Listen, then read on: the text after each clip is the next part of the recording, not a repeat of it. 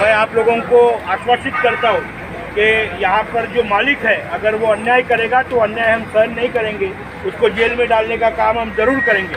मगर मालिक जिंदा रहा तो हमारे रोज़गार रहेंगे।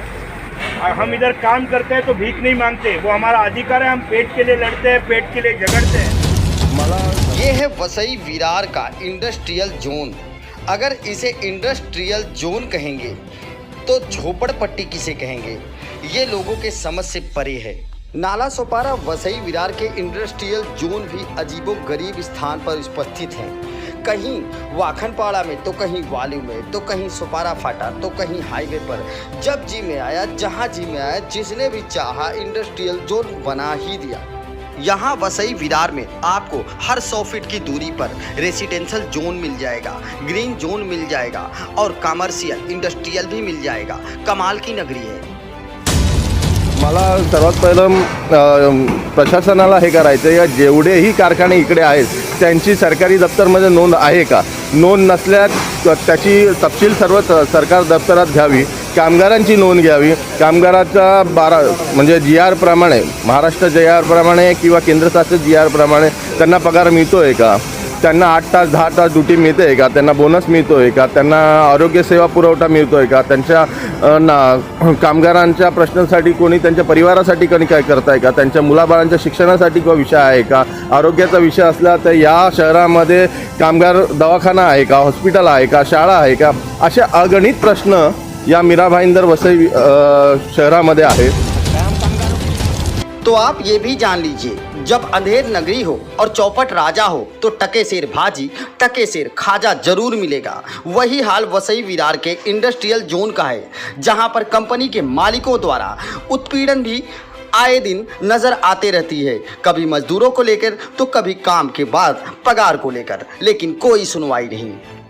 ऐसे में उत्पीड़न का एक मामला प्रकाश में आया, जिसमें के मजदूर के साथ कंपनी के मालिक ने दुर्व्यवहार किया, उसको सजा दी, उसके ऊपर हाथ उठाया, उसको तमाम तरह के उत्पीड़न किए गए। जैसे ही इस मामले की जानकारी कामगार संगठन के सदस्यों के पास पहुंची तो उन्होंने अपने सेनापति को अवगत कराया और फिर क्या था, सेनापति जगह पर पहुंच गए। हम कामगारों के लिए अगर कोई भी गलत काम हुआ तो उसके लिए हम खड़े हैं हरदम, और यहाँ के हम कामगारों के लिए इतना बोलना चाहेंगे कि अगर उनके ऊपर अन्याय हुआ तो पूरी की पूरी टीम हमारी धड़क कामगार यूनियन की उनके लिए खड़ी रहेगी और हमारी जब भी ज़रूरत उन्हें पड़ेगी।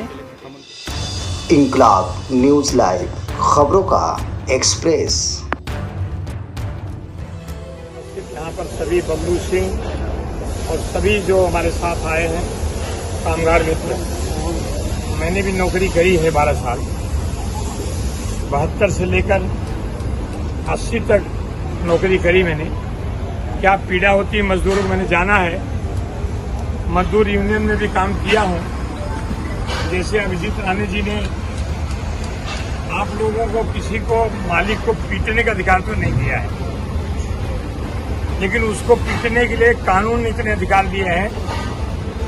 मुझे लगता है कि आपका अध्यक्ष मेरा अनुज अभिजीत राणे जहाँ भी जब भी जरूरत पड़ेगी न्याय मिलना चाहिए। हम उनको थप्पड़ मारने नहीं जाएंगे, लेकिन कानूनी थप्पड़ जब पड़ेगा तो हमारी आपकी पीड़ा को उनको एहसास होगा, और एहसास होगा उनकी कंपनी भी चलनी चाहिए। लेकिन हमारी रोजी रोटी के साथ अगर हम कोई समझते हैं हम इंसान नहीं हैं, तो उनको भी वही कानून काम करेगा। और जो कानून आपके लिए हमारे लिए है, और मुझे लगता है कि पुलिस स्टेशन में FIR दाखिल हो गई है, उनकी बातचीत चल रही है, हमसे इन्होंने बताया भी है। कामगार संगठन की तरफ से इस वक्त जो है नाला सोपारा के वाखनपाड़ा क्षेत्र में इंडस्ट्रियल जोन में काफ़ी कार्यकर्ता उपस्थित हैं और हम बात करेंगे यहाँ की कुछ अद्भुत समस्याओं के बारे में। सबसे पहले हमारे साथ विशाल मौर्य साहब हैं, और मौर्य साहब जो है कि यहाँ कदम रखे हैं तो क्यों रखे हैं उस बात को जानेंगे। सर, यहाँ आने का कारण क्या है? सब मैं विशाल मौर्य, धड़क कामगार यूनियन का थाने पालघर जिलाध्यक्ष। हमारे साथ में वरिष्ठ पत्रकार माननीय BK पांडे साहब है, जिस जिला के उपाध्यक्ष अखिलेश उपाध्याय जी है, हमारे सारे पदाधिकारी यहाँ पे उपस्थित हैं। आज धड़क कामगार यूनियन का नाम फलक उद्घाटन हुआ है। आदरणीय अभिजीत राणे साहब, जिन्होंने लाखों करोड़ों कामगारों को हाथों में ताकत भर के न्याय दिलाने का काम पूरे महाराष्ट्र भर के किया है, उनके हाथों से ये बोर्ड का ओपनिंग हुआ है आज। मैं यहाँ के सारे कामगारों को आश्वस्त करना चाहूँगा कि आने वाले दिनों में कामगारों के हित के प्रश्न लेके धड़क कामगार यूनियन इनके कंधे से कंधा लगा के जोरदार खड़ा होगी और इनको न्याय दिलाएगी। मैं बोलूँगा सड़कों को देखकर इंडस्ट्रियल आपको लगता है या फिर फैक्ट्रियों को देखकर? देखो, जिस तरह से वसई विरार या नाला सोपारा का विकास आराखड़ा तैयार किया गया है, ब्लूप्रिंट तैयार किया गया है, मुंबई से लग के ये आधुनिक शहर माना जाता है, पर जिस तरह से विकास के नाम पे यहाँ पे नगर पालिका की तौर से काम किया गया हो या सरकार की ओर से अभी तक काम किया हो, यहाँ के सारे नागरिकों को लेके, कामगारों को लेके मुझे लगता है ये 15 साल पीछे चल रहे हैं। आने वाले समय में महाराष्ट्र सरकार या नवनिर्वाचित अभी जो भी महानगर पालिका में सरकार बनेगी, मैं आपके माध्यम से महानगर पालिका के आयुक्त को भी ये कहना चाहूँगा कि इस सारे चीज़ों पे वो खुद आके एक दौरा करना चाहिए, खुद आके वो इस चीज़ की पहचान करनी चाहिए कि किस विभाग में किस तरह से ये रास्ते का समस्या का अगर कोई समस्या होती है तो उसमें ये खुद उतरना चाहिए। पर जहाँ से सुनाई पड़ता है या प्रथमदर्शी दिखाई जाता है, क्या मुझे नहीं लगता आयुक्त ने नगर पालिका को लेके कई जनता दरबार बुलाया है या किसी समस्याओं को लेके काम किया है। तो देखते हैं आने वाले दिनों में अगर इस तरह से रवैया रहा तो धड़क कामगार यूनियन रास्ते पे उतरेगी। सड़क यहाँ की इतनी दुर्व्यवस्था का शिकार है और मजदूर यहाँ के जो है कि व्यवस्थाओं से अभाव में है, क्योंकि मजदूरों का न वो वर्दी है, न उनके सेफ्टी के लिए कुछ चीज़ें रहती हैं। तो क्या आपकी टीम इस बात को नज़र में रखेगी और इस पर कुछ विशेष ध्यान देगी? बिल्कुल बिल्कुल। काफ़ी सालों से यहाँ पे एक रावण राज चल रहा था। ये रावण राज किसके हाथ में था, क्या था, ये आपको अलग से बताने की ज़रूरत नहीं थी। इसी चीज़ को अंकुश लगाने के लिए आदरणीय अभिजीत राणे साहब के नेतृत्व में एक धड़क कामगार की एक मजबूत टीम यहाँ पे खड़ी हो रही है।